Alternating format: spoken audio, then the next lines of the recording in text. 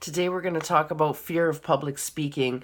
I had such a phobia of like a stage fright. You would not even believe how bad my stage fright used to be. And now I'm in PR and I do speeches and guest lectures and television appearances and all sorts of things. And when that started to happen in my career, I was mortified. I didn't want that because I hated public speaking. And I had that glitch, when your voice shakes when you're nervous. And does it matter like how well prepared you are, how many times you rehearsed, and even if it wasn't like a huge auditorium, but just five people in front of a boardroom, if I was sitting, I was fine. As soon as I had to get up in front of, that's it, my voice started shaking. And it doesn't matter how smart you are, when your voice shakes like that and you give off the nerves, it's like being afraid in front of a wild dog. Like they can smell your fear. And then that fear kind of overshadows all the wisdom and knowledge that you might be bringing to whatever you're talking about. And it held me back for a long time. So I had to force myself to heal myself, so you can too. So I'll tell you about my journey, and that hopefully will help inform your own. So basically, for me, I couldn't avoid it anymore when I started doing live art theater productions. Thankfully, I didn't have to speak, so I was just sitting in front of a canvas and painting, but it was anguishing, paralyzing. My fear was paralyzing. So my partner used to have to come up with all these excuses as to why people couldn't come backstage before a show. And she tried to make it be like, well, Daniela's mysterious, she's in her zone, and whatever. But the reality was, I was sitting backstage praying that the restaurant would burn down because I was so afraid. And I wouldn't even be able to speak. Literally could not carry a conversation prior to a show. So I would sit there mute. I would be sick to my stomach. I'd be sick in general and just anguished, and praying that whatever would happen, hit by lightning or whatever, that would end the show. And then as soon as I'd step on the stage, something would take me over. And then I'd get through the show. It would be awesome and I would rock. The issue is when you're speaking, you don't have that. On stage, my partner did things like gave me big headphones with my own playlist, so it didn't matter what was happening in the show. I was in my own little world in front of the canvas. I had my back to the audience. Like I had to do all these things to compensate for my fear. And again, as an artist, you can get away with that kind of eccentricity because you're an artist. But when I started to get into the professional corporate world where it was boardroom presentations and, attending all these, that's the thing, when you start to get really good at your job, people ask you to speak. So in my career, there's a lot of summits and gatherings and whatever. And I kept getting these invitations to speak. And at first I would turn them down because I was afraid. And I didn't want to do that shake on the stage because in my career, I'm very well known and I'm known for being a badass. So how can I go up there and then shake in front of everybody? That would undo my rep, my street credit. You know what I mean? So I was stuck here because I realized that I kept saying no to these things and they were amazing opportunities because when you do get out in front of the stage, you're the person at the podium, everybody else is in the audience, and anybody in a leadership position or anyone that could help your career down the line will see. So that's the one with the answers. That's the leader of the pack. That's why she's at the podium and not these other people. So it behooves you to be the one who's comfortable speaking. Now, in my case, it wasn't even that I made that decision that I want to speak so that I could get a raise or whatever. In my case, it was that I was working with some really big clients, and I'm talking like municipal governments, and we would have tensions, let's say, in the press or whatever, and they wouldn't know what to say. But because I'm so well versed in this industry, they call me Spinella, really, is what they call me, because I can spin anything. They would call and say, what should we say when the public says this, or a reporter is calling, what should we say? So I would, no problem, right? Blah, blah, blah, blah, blah. And they would get overwhelmed and be like, I can't remember that, or what if I don't say it right, or whatever, can you go? And now I'm like, oh no, you don't want me to go because I'm going to sound awful on that stage and my voice is going to shake. So, but what do I do? Because I realize now I'm really good at this. So if I could just get the fear out of the way, I could rule the world. Like, you know what I mean? I need to figure this out. So the first thing I did was I went to my doctor and I said to him, listen, This is the dilemma I'm having. It's not all the time. And that's the big problem. The reason why you're scared of public speaking is you don't do it enough. But the opportunities don't come every 5 minutes. So it's not like, anything you do on repeat, you'll get really good at, and then it becomes less intimidating. But usually at a job, you get to practice something every day. You know what I mean? So within a month or two, you're okay. But when you're public speaking, those opportunities are very few and far between. So you have so much time in between moments that every time you get up in front of that audience, it's like the first time. And you haven't had time to hone your skills or to get comfortable or to learn your way or whatever. And really what you need is practice. But until you can get to a point where you're given enough of these opportunities that you're a well-oiled machine, in the beginning it's very hard.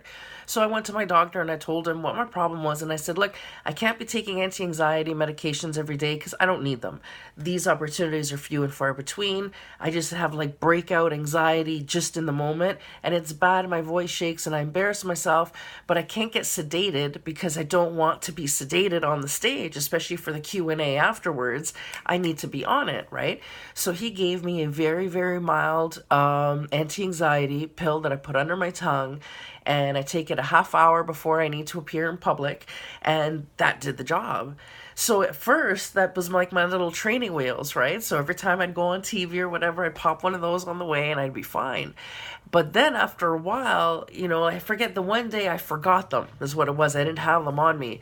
And I was really far from the gig. And by the time I was time to take one, I realized I didn't have them. But I also realized I also wasn't nervous because at this point I already done quite a few. So I thought, well, let me try one without it. And I went up and I wasn't nervous at all because, again, at this point I had done it so many times. So how do you get in front of people is the goal, and standing up, because that's where it gets uncomfortable. As long as you're sitting around a boardroom, you're okay, but it's when you're facing everybody that it's scary, and you've got to do repetition. A great way to do this, and this is what really helped me, was MLM marketing. So even though I was learning and doing PR for clothing, textile reclamation, which was my day job, on the side I had an MLM business, and a big part of MLM is often teaching classes. So in my case, it was essential oils. So I would be doing these 101 classes or DIY classes. And in order to make sales in MLM, you've got to do a lot of classes. So sometimes, you're doing back to back to back to back. So again, my first few MLM classes were exactly the same, where my voice shook and I was nervous and I gave too much information and I made all these mistakes. But then as I started to get my groove, and MLM allowed me to do it often. Every week I was teaching a class every single week. So then it became like a well-oiled machine. And then I got my confidence. And the confidence I got speaking on essential oils transferred to speaking to recycling in the day job, which was the big fancy PR gig. So even though MLM for me is just a side gig, it's cash money on the side. I don't even do it for the cash money. I do it so I can buy my products for free because I really love the products and I use a lot of them and they're expensive. So I use the MLM sales to cover the cost of what I use. But in the beginning, I was so gung-ho with it. I would, like I said, teaching class after class after class. So if you want to hone your skills and you don't want to use your real profession to do it in, because you have to be impeccable there, what you do is you grab an MLM gig on the side and start doing Pampered Chef parties or whatever company you're selling for parties, and do lots of them, because that will get you used to it in an environment that won't compromise what's important to you. You know what I mean? This is just a fun thing you're doing on the side. You can afford to practice there at a hobby. You don't want to do that at your career, right? But the skills you learn at that hobby transfer to your career. And it gives you the opportunity to get up in front of people enough time to learn about, the way you have to be comedic or not to overwhelm people with too much information. Like, you'll learn and make all your mistakes where it doesn't hurt you. And that's an MLM. And it's a very forgiving kind of business. So do it there and then bring that to your day job. But getting an MLM gig where you've got to teach classes or whatever is the best way to get over fear of public speaking.